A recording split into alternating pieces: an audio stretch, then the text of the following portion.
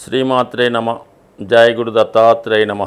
ఈ వీడియోలో మనం జూలై 21వ తారీఖు నుంచి 27వ తారీఖు మధ్యలో జరగబోయే వార ఫలాలు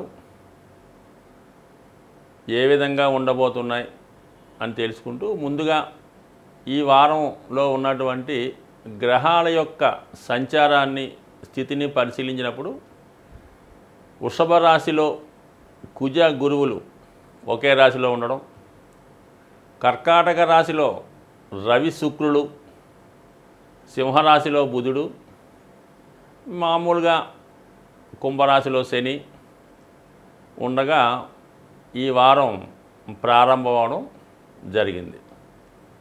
అయితే వాస్తవానికి ఈ కుజ గురువులు కలిసి ఉండడం అన్నది చాలా వరకు అందరికీ కూడా ఆర్థికపరమైనటువంటి రొటేషన్, అంటే మనీ యొక్క రొటేషన్ ఎక్కువగా పెరగడం, ఖర్చులు ఎక్కువగా ఉండడం జరుగుతూ ఉంటాయన్నమాట.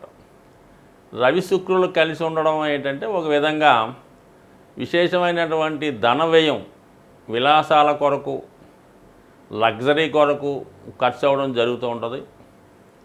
బుధుడు సింహరాశిలో ఉండడం వలన ఇది విద్యార్థులకి చాలా అనుకూలించే స్థితి. మరి శని భగవానుడు కూడా వక్రించి ఉండడం వల్ల ఏంటంటే ప్రతి ఒక్కరు కూడా గతంలో కన్నా ఎక్కువ హార్డ్ వర్క్ చేయడం జరుగుతూ ఉంటుంది. రాహుకేతువుల యాక్సెస్ అనేది కామన్గా మీన కన్య రాశుల్లో ఉండడం వల్ల ఏంటంటే కొద్దిగా మిగతా వాళ్ళకి, సాంప్రదాయబద్ధంగా ఉన్న వాళ్ళకి కొంతవరకు వాళ్ళలో ఉన్నటువంటి దైవభక్తి తగ్గే అవకాశం ఉంటుంది.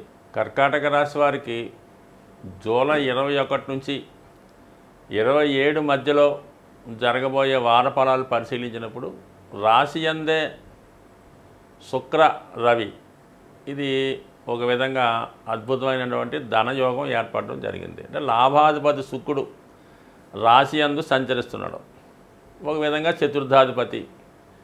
ఈ కారణం వల్ల జాతకుడికి మరి ఆర్థిక పరంగా సహకారం ఎక్కువ పెరుగుతూ ఉంటుంది. ముఖ్యంగా మీకన్నా పెద్దవాళ్ళైనటువంటి సిస్టర్స్ ఎవరైనా ఉన్నా, లేదంటే మీ అత్తవారి తరపు బంధువులు ఎవరైనా ఉన్నా, లేదంటే ఏదైనా అధికారంలో ఉన్నటువంటి స్త్రీలు మీకు ఆర్థిక పరంగా సహకరిస్తారు. మీ యొక్క ఉద్యోగ ప్రయత్నానికో వ్యాపారానికో తగు విధంగా సహకరించి మీకు అండగా నిలబడే అవకాశం ఉంటుంది. అలాగే రవి ధనాధిపతిగా ఉన్నటువంటి రవి కూడా రాశి అందే సంచరిస్తున్నాడు. జాతకుడికి ఎప్పుడన్నా సరే ఒక ధనయోగం గోచారీత్యా ఎప్పుడు ఏర్పడుతుందంటే ధన లాభాధిపతులు కలిసినప్పుడు ఏర్పడుతుంటుంది. అది రేర్గా జరుగుతూ ఉంటుంది, ఎప్పుడో సంవత్సరంకి ఒకసారి. అది కొన్ని రాశుల వారికే. మరి అంటే ఈ కర్కాటక రాశి వారికి లాభాధిపతి శుక్రుడు వేగంగా సంచరించే గ్రహం, రవి కూడా నెలకు ఒక రాశి మారుతుంటాడు కాబట్టి ఇవి ఈ విధంగా తరచూ కలుసుకుంటాయి. కాబట్టి జాతకుడికి ఎక్కువగా ధనయోగాలు ఏర్పడుతుంటాయి. ఈ వారం రాశి అందే ఏర్పడడం అనేది స్వశక్తితో కంపల్సరీగా ధనయోగం ఏర్పడింది. అది రవి కాబట్టి ప్రభుత్వం ద్వారా, తండ్రి గారి ద్వారా కూడా ఆర్థిక సహకారం లభిస్తుంది. అయితే మొత్తం మీద ఏంటంటే ఏదన్నా గృహ నిర్మాణం, ఇల్లు కొనుక్కునే నిమిత్తం కూడా జరగవచ్చు, ఏదైనా మంచి వాహనం కొనుక్కునే విషయం కూడా జరగవచ్చు. ఈ విధంగా జాతకుడికి ఒక మంచి ధనయోగం అన్నది ఏర్పడింది. అలాగే లాభస్థానంలో కూడా ఈ రాశికి యోగకారకుడైనటువంటి కుజుడు లాభస్థానంలో ఉండడం, అంటే భూముల ద్వారా, స్థిరాస్తుల ద్వారా, సంతానం ద్వారా, ఉద్యోగం ద్వారా ఆదాయం వచ్చే అవకాశం ఉంది. అయితే గురువు ఎప్పుడైతే కలిశాడో వచ్చిన ఆదాయాన్ని అనేక రెట్లు పెంచడం జరుగుతూ ఉంటుంది. అంటే ఈ రెండు కూడా ఈ కర్కాటక రాశి వారికి మిత్రగ్రహాలు అవ్వటం, అలాగే గురు కుజులు కూడా పరస్పరం మిత్రులు అవ్వటం వల్ల ఒక 10% వస్తుంది అనుకున్న వాడికి 100% ఆదాయం వచ్చే అవకాశం ఈ రెండు గ్రహాల వల్ల ఏర్పడుతుంది. మరి గురువు యొక్క కారకత్వాలు, గురువు సహజంగా ధనకారకుడు, దానివల్ల ధనం వస్తుంది మీ యొక్క విజ్ఞానం ద్వారా, మీలో ఉన్నటువంటి టాలెంట్ ద్వారా.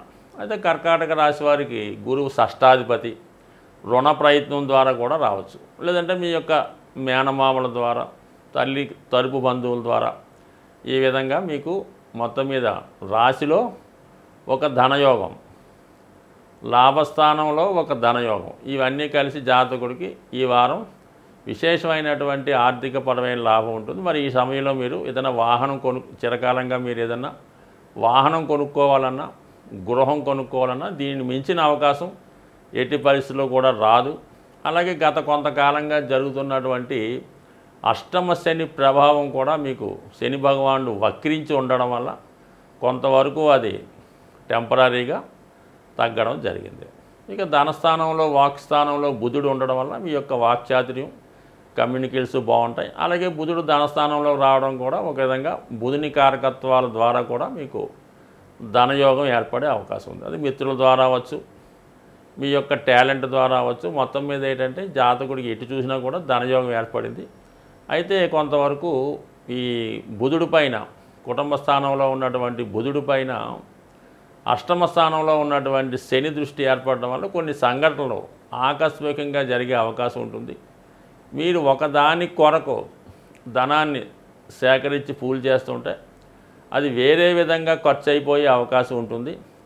అలాగే మీకు ఎంత ఆదాయం వస్తుంది, ఈ నెల ఎంత ఖర్చు అవుతుంది అన్న మొదలైన విషయాల్లో ఏదైనా కార్యక్రమంలో ఉన్నప్పుడు ఈ ధన విషయంలో సరైనటువంటి లెక్కలు లేకపోవడం వల్ల మీరు అనుకున్న దానికన్నా ఎక్కువ బడ్జెట్ దాటిపోయే అవకాశం కూడా ఉంది. అంటే ఉదాహరణకి ఏదో మీరు 18 లక్షల కారు కొందాం అనుకుంటే ప్రస్తుతం ఉన్న స్థితి ప్రకారం మీరు 25 లక్షల కారు కొనే అవకాశం ఉంది. దాంతో కొద్దిగా ఇబ్బంది పడే అవకాశం ఉంది. కాబట్టి 1-2 సార్లు ఆలోచించి, అంటే డబ్బు అయితే దొరుకుతుంది కానీ తర్వాత పడే ఇబ్బందులు ఎక్కువ అవుతాయి. కాబట్టి జాగ్రత్తగా ఆలోచించి ఏదైనా కొనే ముందు, ఖర్చు పెట్టే ముందు, అది శుక్రుడు కూడా శుభకార్యానికి కారణం అవుతుంటాడు. కాబట్టి ఈ విషయాల్లో కొంత జాగ్రత్తగా ఆలోచించి నిర్ణయం తీసుకుంటే తర్వాత వచ్చే ఇబ్బందులు లేకుండా సజావుగా సాగే అవకాశం ఉంటుంది. ఈ వారంలో ముఖ్యంగా మనకి జూలై 24వ తారీఖున సంకష్టహర చతుర్థి రాబోతుంది. ఎవరైతే ముఖ్యంగా ఆర్థికపరమైనటువంటి సమస్యలు, కుటుంబ సమస్యలు అంటే వాళ్ళు ఇబ్బంది పడుతున్నారో వాళ్ళు ఖచ్చితంగా ఈ వ్రతాన్ని చేసుకోవడం వల్ల చాలా చక్కని ఫలితాలు, అంటే పేరులోనే ఉంది సంకటాలు తొలగించేదని.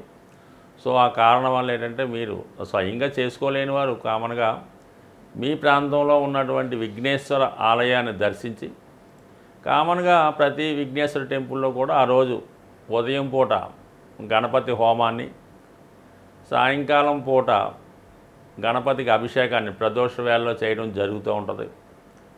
సో అది మీరు అందులో ఖచ్చితంగా వీలైతే రెండిట్లో పాల్గొనడం, లేని పక్షంలో సాయంకాలం దాకా ఉపవాసంలాగా లైట్ ఫుడ్ తీసుకొని ఉంటూ ఆ రోజు అభిషేకంలో పాల్గొని దాని తర్వాత భోజనం చేయడం వల్ల ఆ రోజు గణపతి అష్టోత్తరం కానీ, సంకటనాశన గణేశ స్తోత్రం కానీ, లేదంటే కేవలం వినాయకుడు నామాన్ని కానీ మీరు తలుచుకోవడం వల్ల, విధి విధానంగా ఆ రోజు ఉండడం వల్ల కంపల్సరీగా ఈవెన్ ఏలినాటి శని ప్రభావం కూడా ఈ సంకష్టహార చతుర్థి రోజు చేసుకోవడం వల్ల 100% రావడం జరుగుతుంది. ఎందుకంటే వినాయకుడు ప్రథమ పూజితుడు. విఘ్నేశ్వరుడు పూజించిన తర్వాత ఏ దైవాన్నైనా పూజించాలి. మరి మధ్యకాలంలో మనం ఏదైనా ఈ ఏలినాటి శని, అష్టమ శని పడుతున్న వాళ్ళు డైరెక్ట్గా శివాలయంలో ఉన్నటువంటి మరి శని భగవానుడికి తైలాభిషేకం అది చేయించడం జరుగుతూ ఉంటుంది. దాని తర్వాత శివుడికి కూడా అభిషేకం చేస్తూ ఉంటారు. అయితే ఏంటంటే ఫస్ట్గా చేయనటువంటి గణపతి పూజ అన్నది అంటే పూజా రూపంలో చేయడం వల్ల కొంతమంది చేస్తుంటారు, కానీ వ్యక్తిగతంగా చేసుకుందాం ఉన్న వాళ్ళు ఇలా విధంగా చేస్తుంటారు. కాబట్టి సాధ్యమైనంత వరకు మరి ఈ సంకష్టాల చతుర్థి ఈ వారంలో చేసుకోవడం వల్ల ముఖ్యంగా అటు ఏలినాటి శని, అలాగే రాహుకేతు దోషం వల్ల ఇవన్నీ కూడా తొలగే అవకాశం ఉంది. కాబట్టి ఖచ్చితంగా అంటే ఏ నెలలో కన్నా ఈ ఆషాఢ మాసంలో మరి ఇదొక మంచి పర్వదినంగా భావించి అందరూ పాల్గొనడం వల్ల కంపల్సరీగా మీకు గ్రహాలన్నీ కూడా యోగించి మంచి ఫలితాన్ని ఇవ్వడం జరుగుతుంది. ముఖ్యంగా అపనిందలు లాంటివి ఏమన్నా ఉన్నా ఖచ్చితంగా అవి తొలగి ఒక ప్రశాంతమైనటువంటి జీవితాన్ని ఇచ్చే అవకాశం ఉంది. స్వస్తి.